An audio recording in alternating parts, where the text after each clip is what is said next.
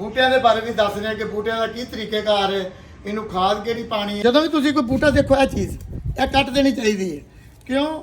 ਟਹਿਣੀ ਹੋਏਗੀ, ਉੱਪਰ ਜਾਏਗਾ, ਬੂਟਾ ਖੁੱਲੇਗਾ। ਗੋਡੀ ਕਰੀ ਜਾਣੀ ਹੈ। ਜਿਹੜੀ ਮਿੱਟੀ ਸਖਤ ਹੋਵੇ ਉਹਨੂੰ ਤੁਸੀਂ ਮਿੱਟੀ ਨੂੰ ਗੋਡੀ ਕਰਨੀ, ਪੋਲੀ ਕਰਨੀ ਹੈ।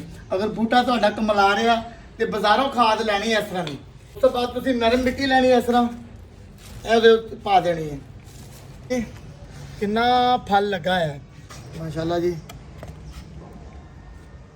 ਚਾਈਨਾ ਟਮਾਟਰ, ਇਹ ਸਾਡੇ ਬੂਟੇ ਵਗੈਰਾ ਨੇ, ਬੂਟੇ ਕਾਫੀ ਕਮਲਾ ਗਏ ਨੇ। ਇਹ ਸਾਡਾ ਲੰਗਰ ਖਾਨਾ ਹੈ, ਇਹ ਸਾਡਾ ਚੈਨਲ ਲਿਖਿਆ ਹੈ।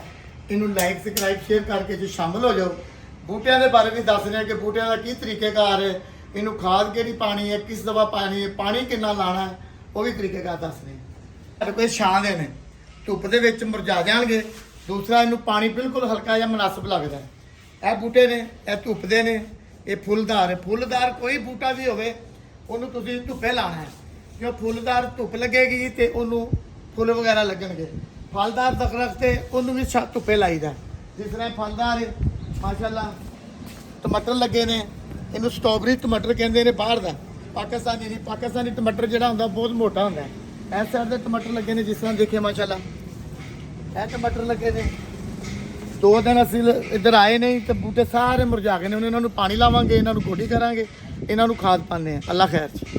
ਮਾਸ਼ਾਅੱਲਾ ਇਹ ਕੁਵਾਰ ਗੰਦਲ ਹੈ, ਜਿਸ ਤਰ੍ਹਾਂ ਕਿ ਮੇਰੀਆਂ ਬੀਬੀਆਂ ਭੈਣਾਂ ਜਿਲਦ ਵਾਸਤੇ ਬਹੁਤ ਅੱਛੀ ਚੀਜ਼ ਹੈ। ਇਹਦੇ ਵੀ ਕਿਸੇ ਵਾਲੀ ਰੈਸਪੀ ਦੱਸਾਂਗਾ। ਇਹਦਾ ਲਾਉਣ ਦਾ ਤਰੀਕੇਕਾਰ ਕੀ ਹੈ, ਇਹਨੂੰ ਤੁਸੀਂ ਪਕਾ ਸਕਦੇ ਹੋ ਕੀਮੇ ਦੇ ਨਾਲ, ਉਹ ਵੀ ਤੁਹਾਨੂੰ ਰੈਸਪੀਆਂ ਦੱਸਾਂਗਾ। ਕਿ ਮੇਨ ਕੰਮ ਹੈ ਸਾਡਾ ਲੰਗਰ ਦਾ। ਅੱਲਾਹ ਤਾਲਾ ਖੈਰ ਕਰੇ ਜੀ, ਆਮੀਨ। ਇੱਕ ਐਸਾ ਵਿੱਚ ਘਾਹ ਆ ਜਾਂਦਾ ਹੈ, ਇਹਨੂੰ ਕੱਟ ਦੇਣਾ ਹੈ। ਜਿੱਥੇ ਜਿੱਥੇ ਤੁਹਾਨੂੰ ਚੀਜ਼ ਨਜ਼ਰ ਆਵੇ ਇਹਨੂੰ ਤੁਸੀਂ ਪੁੱਟਣਾ ਪਹਿਲੇ। ਇਹ ਕਾਫੀ ਦਿਨ ਹੋ ਗਏ ਬੂਟਿਆਂ ਦੇ ਗੌਰ ਨਹੀਂ ਕੀਤਾ ਕਿ ਪੂਰਾ ਮਹੀਨਾ, ਜਿਸ ਤਰ੍ਹਾਂ ਤੁਹਾਨੂੰ ਪਤਾ ਹੈ ਕਿ ਰਮਜ਼ਾਨ ਪੈਕੇਜ ਹੁੰਦਾ ਹੈ ਅਫਤਾਰੀ, ਤੇ ਮਾਸ਼ਾਅੱਲਾ ਹੁਣ ਲੰਗਰ ਫੇਰ ਸ਼ੁਰੂ ਹੈ। ਅੱਜ ਮੈਂ ਕਿਹਾ ਚਲੋ ਅੱਜ ਫਾਰਗ ਹੈ, ਲੰਗਰ ਕੱਲ ਪੱਕਣਾ ਹੈ। ਹਫਤੇ ਦਾ ਦਿਨ ਤੇਰੀ ਅੱਜ ਬੂਟਿਆਂ ਦੀ ਵੀ ਕਰ ਲਈਏ ਤੇ ਬੱਕਰੇ ਦਾ ਦਾਣਾ ਵਗੈਰਾ ਵੀ ਸੀ ਕਿ ਜੁਮੇ ਦਾ ਦਿਨ ਸੀ। ਅੱਜ ਛੋਟੇ ਛੋਟੇ ਕੰਮ ਕੀਤੇ ਨੇ। ਜਦੋਂ ਵੀ ਤੁਸੀਂ ਕੋਈ ਬੂਟਾ ਦੇਖੋ ਇਹ ਚੀਜ਼ ਇਹ ਕੱਟ ਦੇਣੀ ਚਾਹੀਦੀ ਹੈ। ਕਿਉਂ? ਟਹਿਣੀ ਹੋਏਗੀ, ਉੱਪਰ ਜਾਏਗਾ, ਬੂਟਾ ਖੁੱਲੇਗਾ। ਜਿਸ ਤਰ੍ਹਾਂ ਚਾਂਚੀ ਦਾ ਥੱਲੇ ਨਜ਼ਰ ਆਉਂਦੀਆਂ ਨੇ, ਇਹ ਸ਼ਾਖਾਂ ਕੱਟ ਦਿਓ।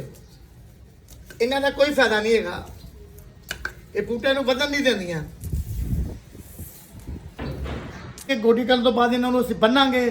ਕਿਸ ਤਰੀਕੇ ਨਾਲ ਬੰਨਣਾ ਹੈ ਮੁਕੰਮਲ ਤੁਹਾਨੂੰ ਦੱਸਾਂਗੇ। ਅੱਲਾ ਖੈਰ।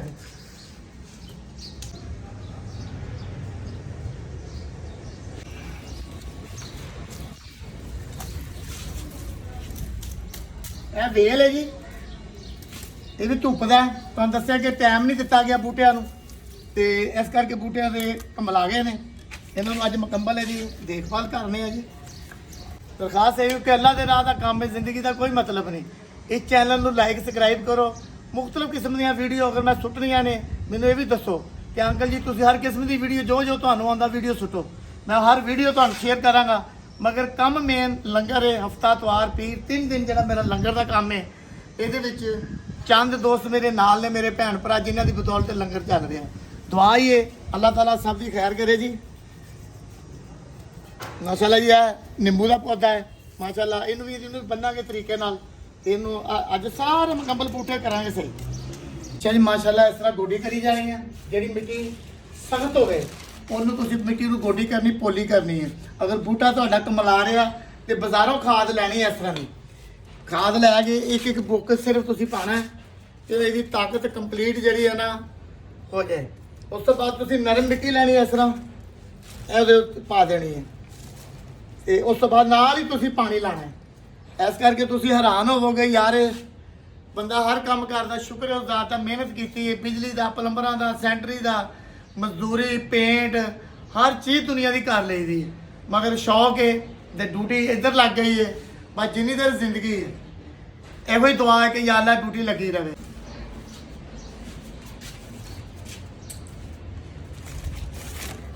ਇਹ ਸਾਨੂੰ ਤੁਸੀਂ ਜ਼ਰੂਰ ਦੱਸਣਾ ਮੈਸੇਜ ਕਰਕੇ ਕਿ ਅੰਕਲ ਜੀ ਲੰਗਰ ਦੇ ਨਾਲ ਨਾਲ ਛੋਟੀਆਂ ਛੋਟੀਆਂ ਚੀਜ਼ਾਂ ਸਾਨੂੰ ਦੱਸਿਆ ਕਰੋ, ਜਿਹਦੇ ਵਾਸਤੇ ਖੁਸ਼ ਰਹੇ ਜੀ। ਅੱਲਾ ਖੈਰ। ਕੱਲ ਲੰਗਰ ਪੱਕਣਾ ਜੀ। ਜਿਸ ਤਰ੍ਹਾਂ ਅੱਜ ਜੁਮੇ ਦਾ ਦਿਨ ਤੁਹਾਨੂੰ ਦੱਸਿਆ, ਅੱਜ ਮੁਕੰਮਲ ਇਹਦੀ ਸਫਾਈ ਕਰ ਲਈਏ। ਬੂਟਿਆਂ ਨੂੰ ਪਾਣੀ ਲੱਗ ਗਿਆ, ਗੋਡੀ ਹੋ ਗਈ ਹੈ। ਜ਼ਾਹਰ ਹੈ ਜੀ ਲੰਗਰ ਦਾ ਕੰਮ ਹੈ ਜਾਂ ਨਹੀਂ ਕੰਮ, ਮਿਹਨਤ ਹੈ। ਮਿਹਨਤ ਦਾ ਫਲ ਮਾਲਕ ਸੋਹਣਾ ਦਿੰਦਾ ਹੈ। ਹੁਣ ਪਾਣੀ ਲਾਉਂਦੇ ਆ ਜੀ ਬੂਟਿਆਂ ਸਾਰਿਆਂ ਨੂੰ ਸਫਾਈ ਕਰਕੇ ਚਨੇ ਭਿਉਂਤੇ ਨੇ ਕੱਲ ਜਾਂ ਤੇ ਜੀ ਚਿਕਨ ਚਨੇ ਪਕਾਵਾਂਗੇ ਜਾਂ ਚਨਿਆਂ ਦੀ ਦਾਲ ਤੇ ਚਾਵਲ ਜਾਂ ਦਾਲ ਰੋਟੀ ਬਾਕੀ ਜੋ ਇਹਨਾਂ ਨੂੰ ਮਨਜ਼ੂਰ ਹੈ ਜੀ ਦੇਖਨੇ ਆ।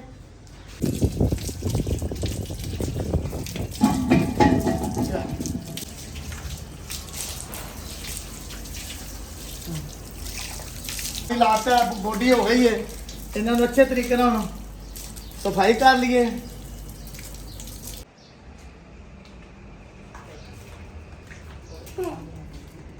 ਅੱਛਾ ਜੀ ਮਾਸ਼ਾਅੱਲਾ ਸਾਰੀ ਸਫਾਈ ਹੋ ਗਈ ਹੈ। ਉਹ ਜਰਾ ਬੂਟਿਆਂ ਨੂੰ ਡੋਰੀਆਂ ਬੰਨਾਂਗੇ ਕਿ ਬੂਟੇ ਆਪਣੀ ਆਪਣੀ ਜਗ੍ਹਾ ਤੇ ਖਲੋ ਜਾਣ। ਮੈਸੇਜ ਇਹ ਹੁਣ ਰਾਤ ਨੂੰ ਦੱਸਾਂਗੇ ਜੀ ਤੁਹਾਨੂੰ ਜਾਨਵਰ ਨੂੰ ਕਿਵੇਂ ਦਾਣਾ ਪਾਣਾ ਹੈ ਉਹ ਵੀ ਪੂਰੀ ਡਿਟੇਲ ਹੈ ਮਾਸ਼ਾਅੱਲਾ ਬੂਟਿਆਂ ਦਾ ਵੀ ਦੱਸਦਾ ਹੈ। ਅੱਲਾ ਖੈਰ ਜੀ ਆਮੀਨ।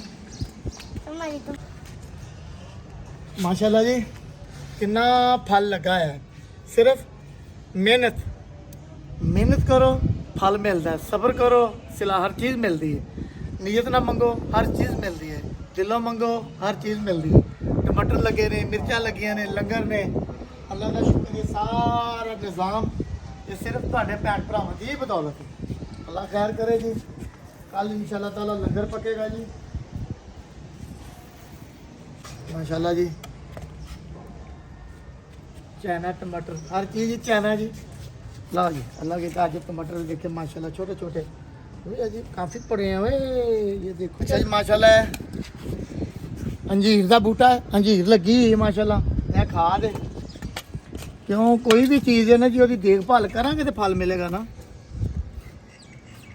इन्हों हल्का जिहा पानी लाना जी हुण इसे तरह ही यह नींबू है नींबू का बूटा कोई भी चीज़ है जिन्हों फल लगता हो।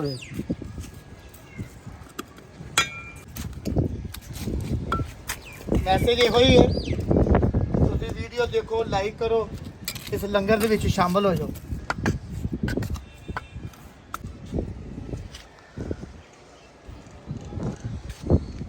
जी है मरूद का 3 साल पुराना बूटा 3 तो 4 साल माशाल्लाह नूं फल लगदा अनार नूं फल लगदा जी।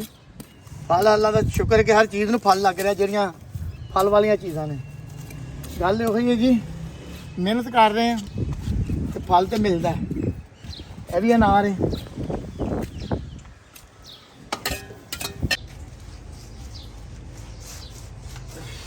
अच्छा जी लंगर का काम है यह साडा चैनल है अल्लाह के नाम का काम है।